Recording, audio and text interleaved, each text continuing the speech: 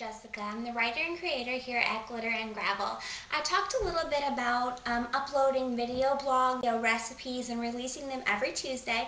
I'm going to be calling them Tasty Tuesday. And today I'm going to be making cheesecake bites. And they're really simple, really easy. And I thought starting off with dessert would be fun. And when it's healthy, it's even better because you don't have to feel guilty about eating it. So what you're going to need for this recipe is a natural sweetener. I use stevia, lemon juice, dates, walnuts, cashews, a little cream cheese, some organic or wild blueberries. I'm using frozen.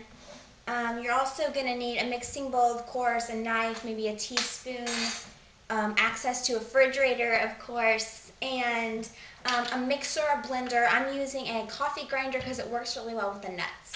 So the first thing that you're going to want to do is you're going to mix your cream cheese into your bowl with your lemon juice. I'm going to be using about a teaspoon to a teaspoon and a half.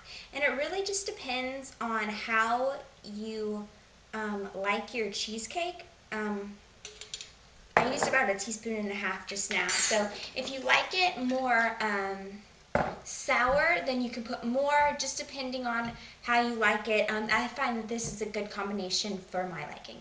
So you're also going to want to put some stevia. Measuring stevia is kind of tricky for some people, but I'm using about, I guess, a little less than half a dropper for this, and it gives it a nice sweetness, but not too much. If you put too much, it can get kind of bitter, so just watch out for that.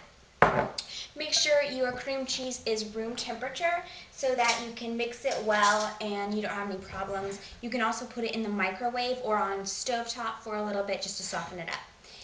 I'm just going to stir this around for a little bit. If you use a fork, it's a lot easier to mix it up. So just get that going just like this.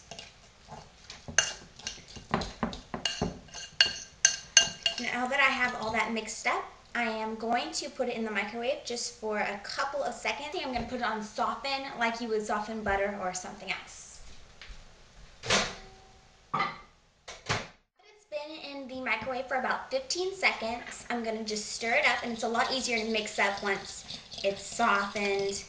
And if you want to skip the whole step of the microwave, of course you can put it out a while before you start making your recipe, and that'll definitely help it some too. So now that you have that, we're going to make the crust for our recipe. This is a coffee grinder, and I like to use it just because it's small, it's easy to clean, and it's not so bulky as like a big blender because you don't need very much. This recipe will probably make 4 cheesecake bites, maybe more, maybe less, depending on the size that you make. Just get it like about half a handful of cashews and drop those into the mixing thing, the coffee grinder, and a few walnuts. I probably dropped 4 or 5 in there just now. It might look like more because they are pieces. And here's the dates. You can get these open. I'm just going to use about a half a date, and keep in mind that these are already pitted. They're unsweetened. Those dates are already sweet, of course, and I'm just going to drop that in there. Actually, I'm going to cut it up a little bit more just to make sure that it gets evenly distributed in there. And just put the lid on and turn it on until it's all mixed up. You want it to be very, very fine. If you want it to be coarser, that's fine too. Just do it to your liking. Alright, now that I have it all mixed up, I'm going to just put it into a plate.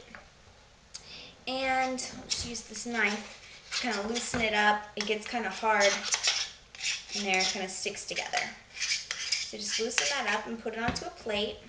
You can put it into a plate or bowl, but you're going to want to be able to roll your cheesecake bites into it freely, so just do it on something that is going to be easy for that. Alright, now that I have that all mixed up, I'm going to work some more on this. I'm going to just go ahead and tell you that this part kind of gets messy, so you just kind of have to go with it and not be afraid to get too messy.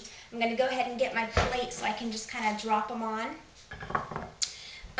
You can either, like I said before, roll your cheesecake bites in this or sprinkle it on top, whatever you want. I'm just going to get a spoonful and kind of roll it around on there. just like that. And then you should be able to get it into your hands and just kind of roll it in.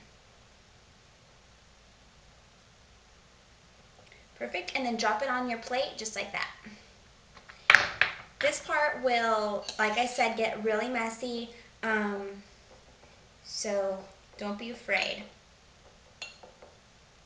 Once you get a nice coating of the topping or the crust on there, you can roll it a little bit easier so it's not so messy.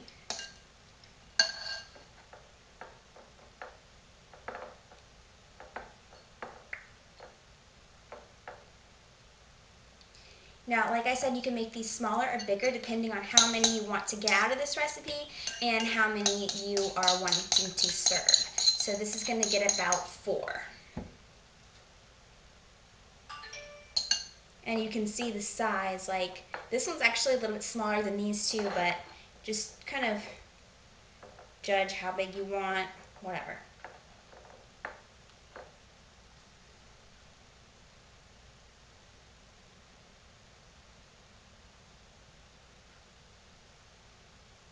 Alright, I'm going to wash my hands up and I'll get to the blueberry topping portion of the recipe.